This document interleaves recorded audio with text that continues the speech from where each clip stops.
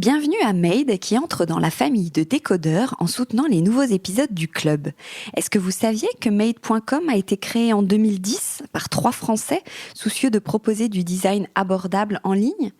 Cette idée audacieuse a fait son chemin et la marque se positionne aujourd'hui plus que jamais derrière sa nouvelle identité Never Ordinary, à savoir tout sauf ordinaire.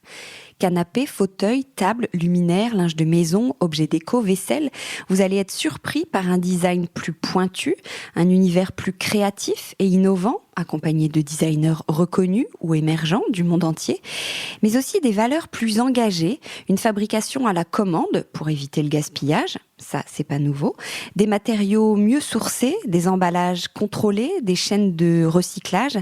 Bref, nos habitations changent, nos modes de vie évoluent, nos exigences s'affirment, s'affinent, alors Made s'engage à faire bouger les lignes. Bravo à eux et merci de soutenir cette émission.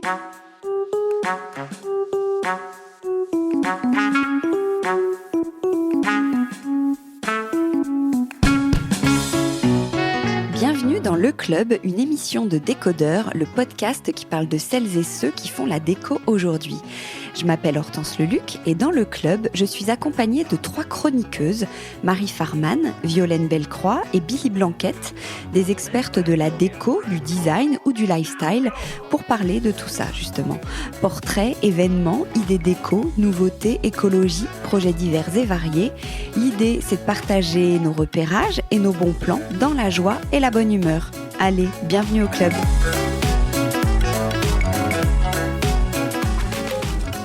Bonjour à tous, bonjour les filles. Bonjour Hortense. Bonjour.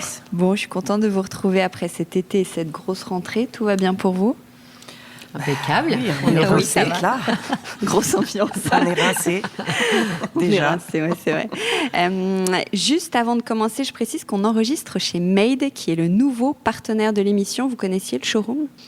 Oui, absolument. Ouais. Bon, Grand évidemment, si vous n'êtes pas à Paris, ils ont aussi et surtout un site internet made.com.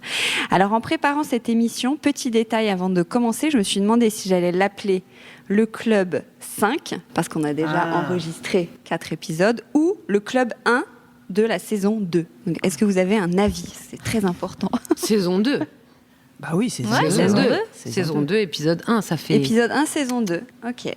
Bon, alors c'est parti, Violaine. On va commencer donc avec Violaine Bellecroix. Violaine, je te représente parce que depuis cet été, il y a plein de nouveaux auditeurs qui ne vous connaissent pas forcément. Donc, Violaine Bellecroix, tu es DA, styliste, rédactrice en chef de Marie-Claire Enfant et du Marie-Claire Maison Inspiration. Oui. Tu co-animes le mouvement White sur Instagram, c'est Women in Transition écologique qui nous sensibilise à la transition écologique. Et aujourd'hui, tu vas nous parler de construction durable et en communauté.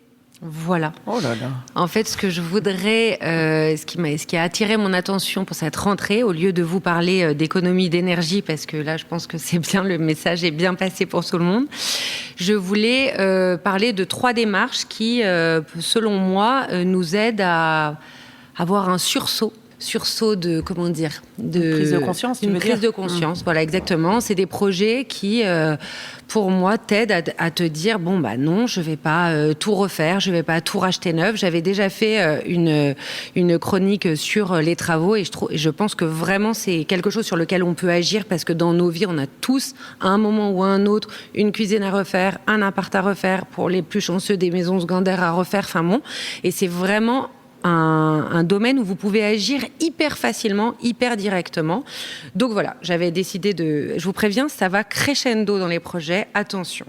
Donc là, je voudrais commencer par vous parler d'un compte Instagram que je suis depuis des années, j'avoue. Pour moi, c'est un peu addictif. C'est Rudy Jude. C'est une créatrice de mode. Rudy Jude. RUDYJUDE. Ouais. Et son compte mode, il y a déco à la fin. Mais moi, celui qui m'intéresse, c'est Rudy Jude.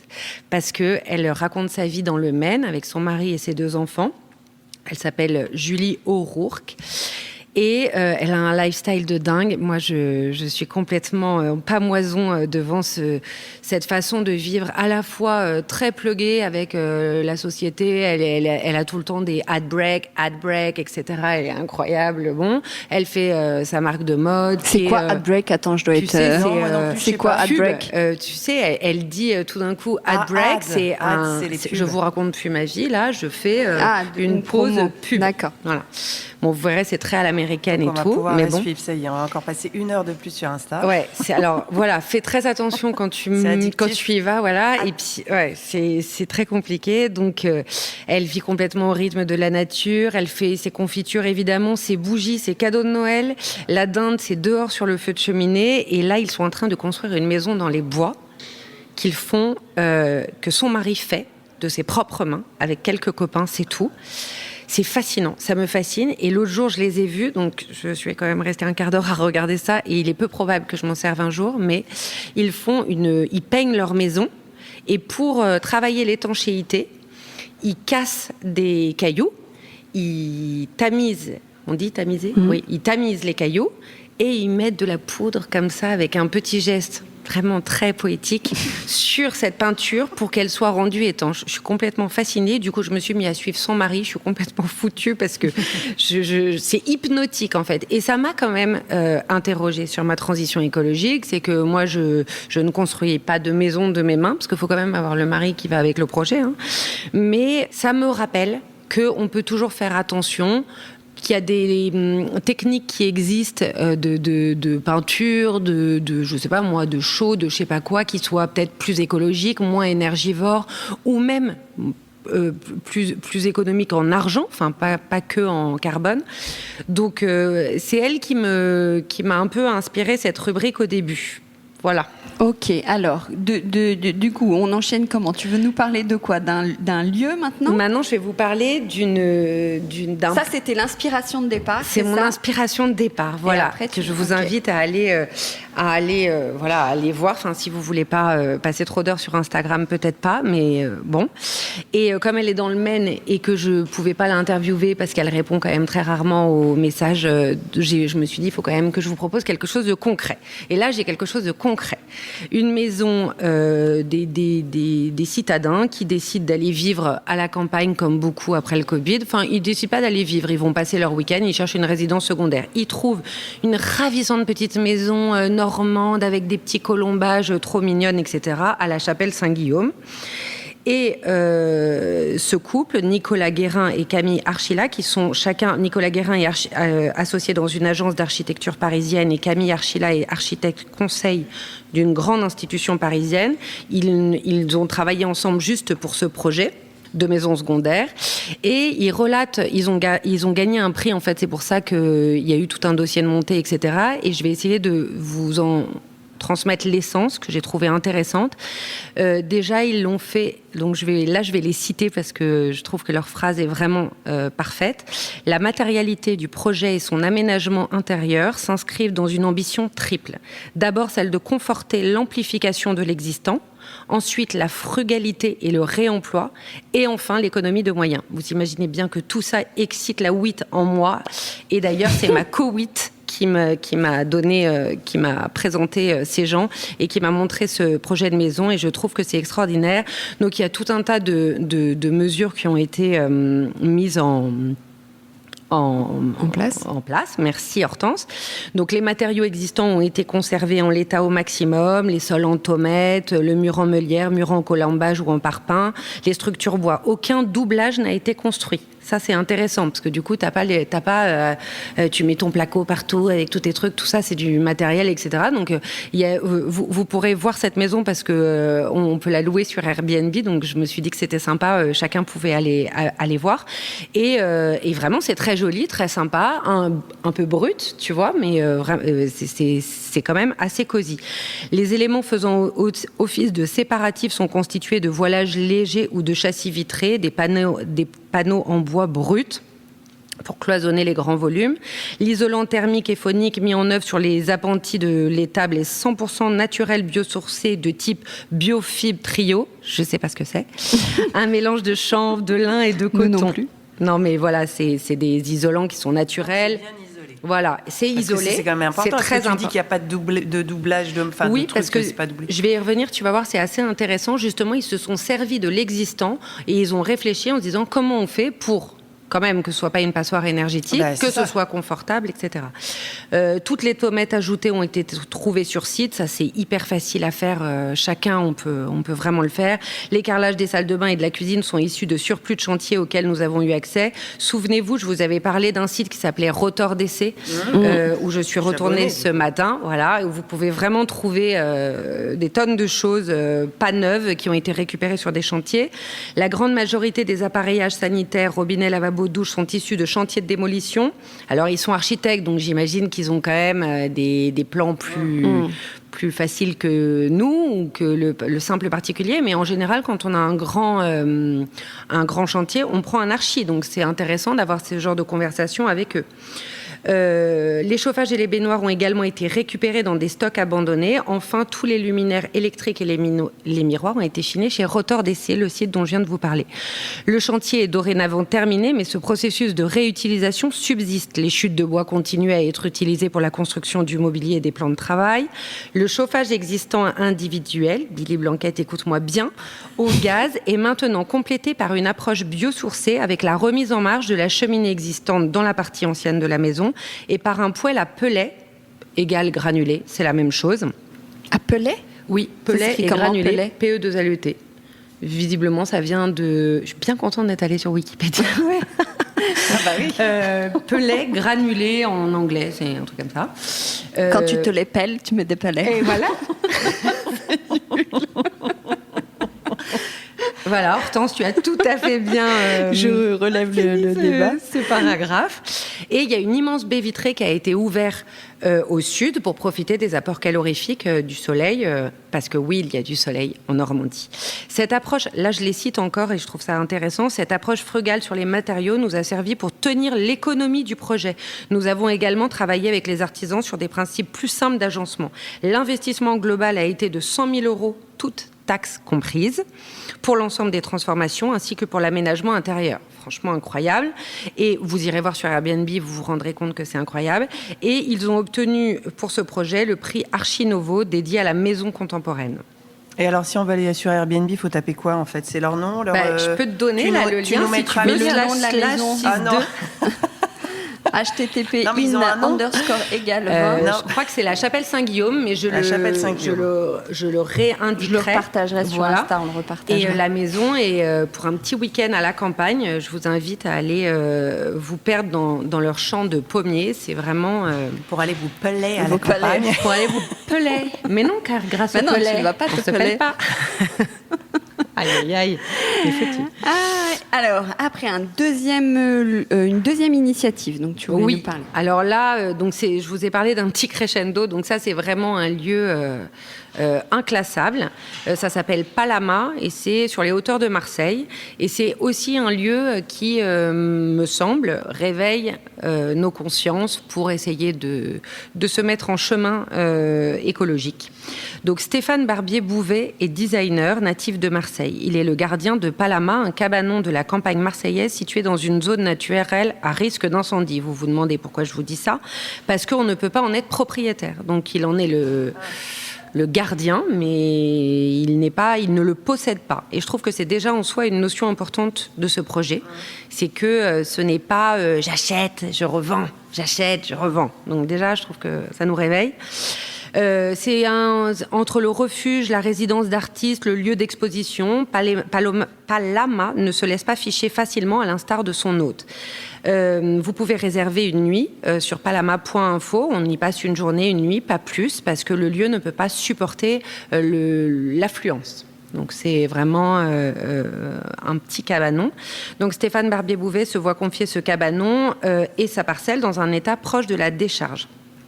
On peut réserver Palama, ça je viens de vous le dire. On peut mettre entre 25 et 75 €, le prix est libre. Au début, il avait mis 0 €, mais les Français, ils mettaient 0 €. Donc, Il a dit que quand même, il fallait un petit peu participer. Il n'y a pas d'électricité, pas d'eau c'est potable, que des objets fabriqués pour Palama. C'est hyper chaleureux ton truc. Que souvent, Stéphane Barbier-Bouvet expose dans des centres d'art ou dans des foires d'art contemporain pour récolter de l'argent pour ce projet. C'est un projet qui est là pour... le cabanon, il est là pour regarder la nature.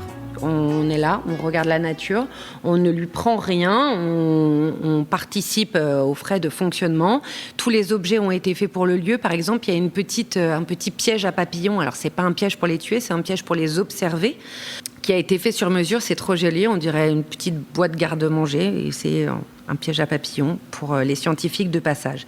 Ce qui est intéressant dans ce projet, c'est de voir comment le designer revient aux sources du bâti pour rénover, même si rénover dans ce contexte n'est pas un mot à utiliser. Attention, si l'on retourne à son enveloppe d'origine, et là je cite Stéphane Barbier-Bouvet, cette construction est un bijou bioclimatique. Elle n'est pas humide, la circulation de l'air est bonne, la température y est agréable été comme hiver. En réalité, chaque décision de modernisation s'est avérée mauvaise et a progressivement détruit l'habitat. Chaque fois qu'on a essayé de faire mieux avec nos connaissances, ça n'a... Alors Stéphane Barbier-Bouvet, lui, il se replonge dans l'histoire pour servir au mieux ce lieu. Donc à chaque problématique, gestion de l'eau, ventilation, c'est Stéphane Barbier-Bouvet qui réfléchit, conçoit, observe et remet en question. C'est une maison de designer, comme il le dit lui-même. Par exemple, il y avait des glycines en pot. Il s'était dit, ah super, je vais mettre des grands pots en terre cuite fabriqués en Vendée. Il va y avoir des glycines. Les glycines vont recouvrir la pergola et ça fera de l'ombre. Sauf que les plantes en pot dans cette région, faut les arroser, c'est pas possible. Donc là, il est en train de réfléchir à un système d'Oyas. Vous savez, c'est les petites poches en terre cuite remplies d'eau qu'on met dans la terre. C'est, tu vois, c'est assez joli. Baxa qu'ils en font. Bon, bref. Qui est en ce moment en observation. Ce lieu a vocation à accueillir des résidences, des artistes, des scientifiques, aussi pour observer la nature et la biodiversité. Et moi, j'ai trouvé ce projet incroyablement hors du temps et agréable, car il n'est ni mercantile, ni écolo, ni capitaliste, ni rien en fait, et en cela il fait réfléchir. J'ai le sentiment que c'est ce genre de projet qui peuvent freiner l'envie compulsive de l'homme de posséder, de rénover, de mettre tout le temps la nature à sa botte, la maison à sa botte, je veux ci, je veux ça. Ben non, parfois il faut réfléchir avec ce qu'on a et faire au mieux avec ce qu'on a. Et voilà. Ah bah super. Ça se termine d'un coup. Ok. Comme ça. Mais c'est joli, c'est très déco, joli. C'est tu vois, c'est un petit cabanon en pierre. C'est très simple. Je te transmettrai des photos. Tout est très simple, mais très joli. Voilà, c'est. Je vois que tu es circonspect. Très bien pensé. Je sais pas, oui, non, mais c'est très intéressant. C'est intéressant, ça réveille. Je dis pas que de toutes les manières, tu peux pas y aller y passer la semaine ou je sais pas quoi. Donc tu vas que 24 non, puis heures. faire tout ça là, comme ceux d'avant dont tu parlais, tout ça prend du temps Ah bah ouais, mais les travaux, t'es bien placé pour savoir que ça prend du temps. Oui, mais là, est-ce que tes travaux, ils prennent pas 2 ans au lieu d'un, tu vois? Là, on se facilite pas je les leur choses. demanderais, mais je crois pas que ça ait pris Après, ils sont plus bien de partis, temps. donc Tu vois, ils doivent ça être un prend peu 2 fois aidés. plus de temps d'aller C'est une chiner démarche tout. différente. Ouais. Chiner, oui et non, mais si ton archi, par exemple, tu lui dis, moi je préférais des matériaux de seconde main et que lui, il a il a le réseau. Tu vois, et que toi, après, au lieu de... je dis pas qu'il faut tout faire comme ça, mais je pense que c'est c'est comme en toute chose, la transition écologique. Une fois que tu l'as dans la tête, tu fais au mieux. Tu fais pas tout, tu fais au mieux et comme tu peux. Mais partir déjà de ce qui est existant, ça pourrait être juste ça, la base. Et c'est pour ça que je trouvais intéressant leur truc de frugalité, réemploi et augmentation de l'existant. Déjà, rien que ça. Ouais. Après, si tu veux acheter où tu veux, pas de problème. On cite pas de marque. Non. Alors, Billy Blanquette. Oui. Billy, donc, tu es journaliste d'éco. Tu es aussi, je vais pas dire influenceuse, tu es beaucoup sur Instagram. Oui, influenceuse, parce que là, je vois des influenceuses à Dubaï en maillot de bain et je me sens pas trop de la même... te mettre en maillot de bain, s'il te plaît. Oui, c'est vrai, on fera ça Non, l'été tu vas prochain. te mettre en doudoune dans le Oui, Maine. voilà, et oui, exactement. Pour la dinde. Ouais. Tu as écrit un livre avec Caroline Vatelet qui s'appelle Toi et moi, toi T-O-I-T. Oui. Et alors toi, T-O-I, tu vas nous en mettre plein les yeux, tu vas nous parler d'une grande tendance de la rentrée, la couleur. Oui, moi c'est un peu plus léger, mais en même temps, Il en faut. Voilà, il en faut. Et puis ça va un petit peu avec l'humeur du moment. Donc effectivement, c'est une tendance qui m'a vraiment frappée, notamment là à la rentrée au Salon Maison et Objets. C'est vrai que ça traite un peu du pouvoir des couleurs, le fameux color power, et donc avec lui l'immense besoin de s'en entourer aussi bien en déco qu'en mode, parce que c'est vrai qu'on voit beaucoup de choses très colorées en ce moment. Alors moi je trouve, mais après je sais pas, peut-être que je pense que je suis pas la seule, on a une rentrée qui est peut-être un peu pas évidente, je trouve, cette année. On n'a pas forcément très envie de s'y remettre après cet été très ensoleillé. L'ambiance n'invite pas forcément à la fête. On ne sait pas trop de quoi demain sera fait. D'ailleurs, Violaine est à chaque fois là pour nous le rappeler. C'est vraiment le rôle ultra sympa de cette bande. Si on aura de l'énergie cet hiver, dans tous les sens du terme d'ailleurs, aussi bien en soi que d'avoir de l'électricité chez nous, si les gens vont se réveiller enfin pour prendre soin de la planète. Enfin, je sais pas, je trouve qu'il y a un petit côté un petit peu morose. Ça n'invite pas forcément à la légèreté. Et donc, justement, j'ai trouvé le remède au Salon Maison Objet, que j'ai trouvé d'ailleurs un petit peu tristoun, moi, le Salon Maison Objet. C'est peut-être moi, je suis peut-être triste en fait. C'est peut-être ça, t'as peut-être besoin d'en parler en fait. Vas-y, Non, mais c'est vrai, il y a quand même tout le monde... il y a quand même une ambiance un petit peu morose, quoi. Mais plus morose. On n'est pas très, très pressé de rentrer dans l'automne, l'hiver, on ne sait pas très bien... Oui, mais jamais. Jamais. Si, je trouve. T'as pas l'impression? Moi, je trouve que quand même, là, entre la guerre, tout ça... Mais ça s'est pas arrêté cet été. Non. Bref, tout ça n'invite pas forcément à la légèreté, mais justement, figurez-vous que je vous ai trouvé le remède. Au Salon Maison et Objets, donc justement, moi je l'ai pas trouvé hyper gai ce salon, mais peut-être que c'est parce que je rentrais de mes vacances. Mais les 3 stands de tendance qui étaient exposés ont justement pris le contre-pied de tout ça en proposant de mettre plein de vie dans nos intérieurs à travers donc la couleur. Et comme ça m'a fait vachement de bien à chaque fois que je suis passée sur ces stands, je me suis sentie revigorée. Je me suis dit, il faut absolument que j'en parle dans la rubrique. Alors, c'est quoi un stand de tendance ? Alors, moi, c'est... Je sais, mais je fais genre, je sais pas. Ouais. Oui. Là, sinon... Tu sais pas ce que c'est, Hortense? Oh là là. Moi, c'est ceux que je rate pour rien au monde à chaque fois que je vais à ce salon, parce que je trouve qu'ils expriment vraiment bien l'atmosphère dans laquelle on est et ce vers quoi on est en train de tendre côté déco. C'est vraiment, ça parle des tendances. C'est des stands qui sont mis en scène et réalisés par des bureaux de style, ceux-là même qui dictent donc les tendances.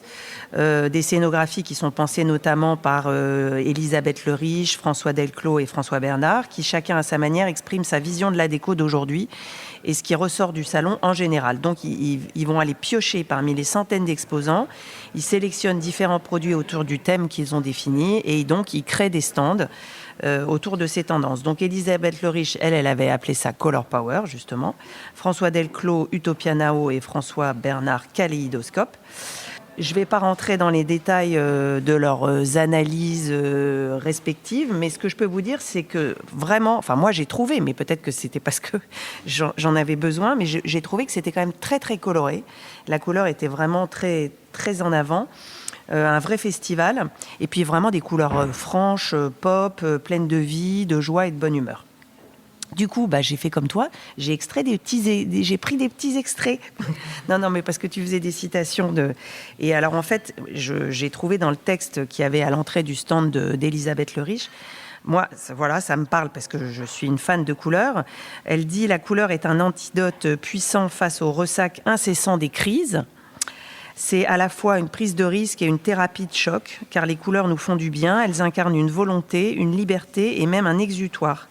Que ce soit en color block, en dégradé, en camailleux, les couleurs jouent un rôle essentiel pour définir la tonalité de nos intérieurs. La couleur influence nos comportements, nos humeurs et nos pensées, et ainsi nous apporte une énergie curative. Alors là, c'est vrai que c'était vraiment un arc-en-ciel de couleurs dans tous ces stands, mais oui, il y a vraiment une couleur qui ressort quand même beaucoup cette année, depuis déjà un an, et ça va continuer encore un peu là cet hiver. C'est le orange dans sa palette la plus large. Donc je pense à toutes les gammes des tons orangés comme l'ocre, les ambrés, voire même les tons bruns. Et ce sont des tons qui rappellent L'autre tendance qui est très présente aussi en déco, c'est les 70s. C'est vrai qu'on en voit beaucoup, il y a beaucoup de marques. Voilà, le vintage, ça a toujours été, mais les 70s particulièrement. Et puis, je pense que ça va avec ce besoin de confort, de chaleur, de rondeur, un peu ludique, décontracte, dont on a tous besoin. Hier, par exemple, j'étais à la présentation des nouvelles collections La Redoute intérieure. Il y avait un salon en velours côtelé dans des tons bruns et orange qui rappellent celui de nos parrains. J'ai dit un salon. Ah, j'ai dit un salon. Installé dans un salon. Ouais. Oui, pardon. Le salon comme le salon. Non, il y avait, un canapé en velours côtelé dans des tons bruns et orange, justement, chez Maison Sarah Lavoine, qui d'habitude a des couleurs quand même assez reconnaissables. Là, j'ai été surprise parce qu'ils ont vraiment introduit le orange pour l'hiver prochain avec des bougeoirs, des pieds de lampe dans des tons ambrés. Maison de vacances, pareil, avec des canapés, des plaids. En fait, c'est la couleur de décodeur. Ils veulent tous avoir la couleur de décodeur. Ben voilà. Les filles qui s'emballent. T'en as pas marre d'être copié comme ça? Non, ça va. Pour l'instant, je le vis bien. Tu vas voir pourquoi. Parce que ça, en fait, ça a plein de significations. Oui, et toi qui es branché un peu feng shui, un peu. Non, avec le bouquin. Est-ce que le orange a une signification précise? Oui. Alors, c'était d'ailleurs... moi, j'avais appris pas mal de trucs en écoutant Décodeur. Je ne sais pas si tu connais. C'est un très bon podcast. Et il y avait Jean-Gabriel Causse, qui est un spécialiste des couleurs, qui parlait du orange, qui disait donc, effectivement, c'est une couleur chaude, qui rassure et qui suscite l'attention. Sans agressivité. Elle invite à la communication et d'ailleurs, il avait l'air de dire que c'était pas un hasard si Orange, la boîte de téléphonie, s'appelait comme ça parce que voilà, ça invite à la communication. Il dit aussi que l'orange stimule le cœur, ouvre l'appétit et réduit les troubles digestifs. Donc voilà, vous pouvez le mettre dans vos toilettes, même pourquoi pas.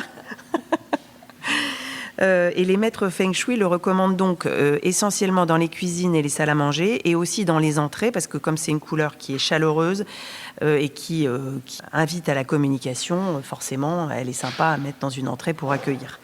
Voilà, donc petit aparté encore plus feng shui et parce qu'on en parle aussi dans notre bouquin et je trouve que c'est assez juste. Tous ces tons, ils font partie de ce qu'on appelle l'élémentaire. On est entouré de 5 éléments et là, c'est l'élémentaire. C'est un élément donc qui rappelle les couleurs de la Terre et qui réchauffe et qui ancre. Donc l'énergie qui s'en dégage, c'est la stabilité, la confiance, la protection.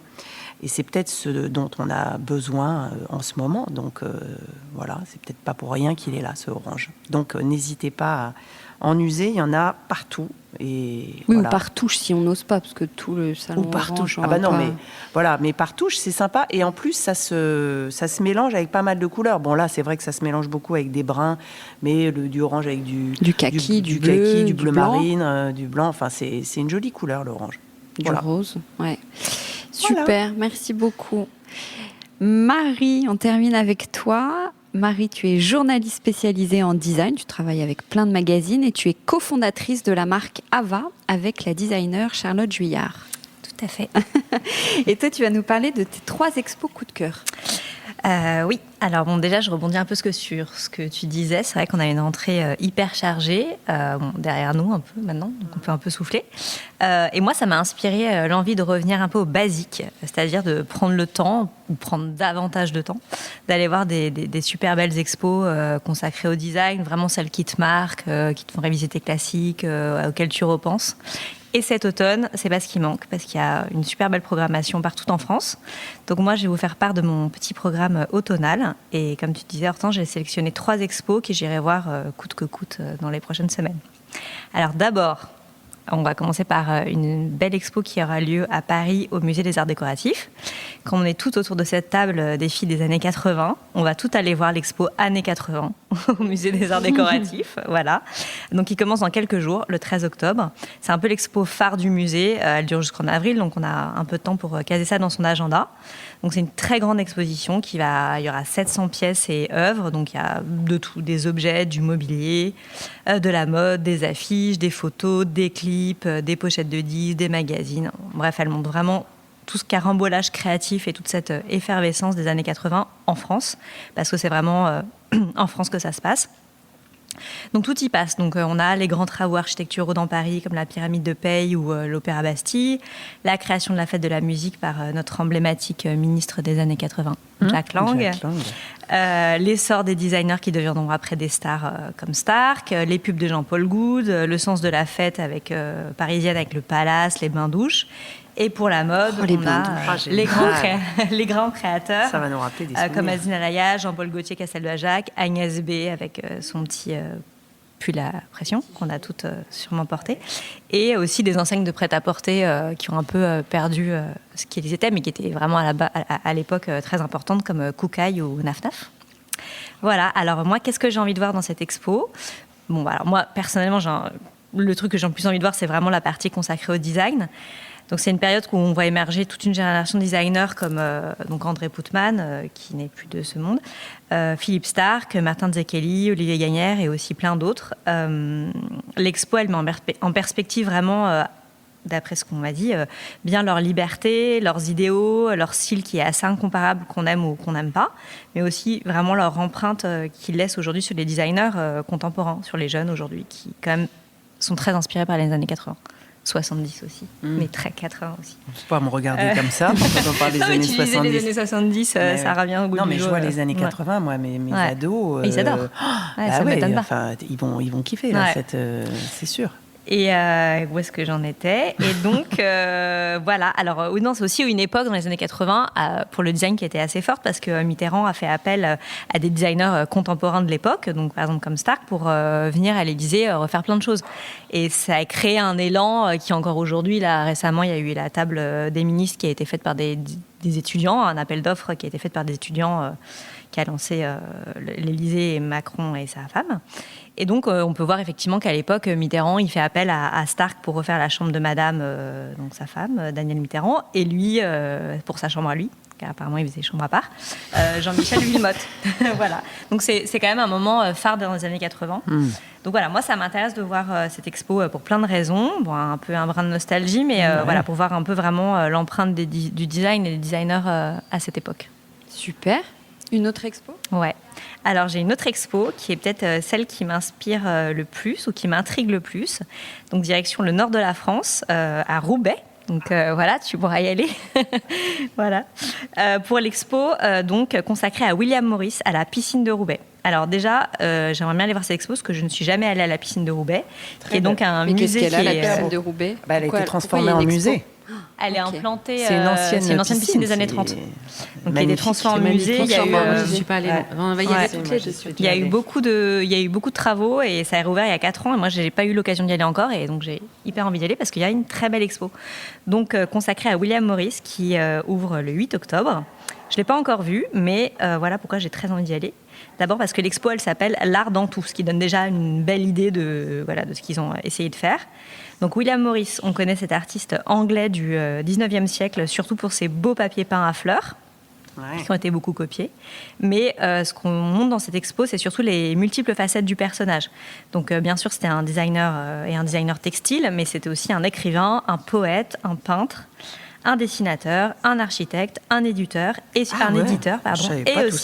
aussi, Violaine, un grand militant socialiste et écologique.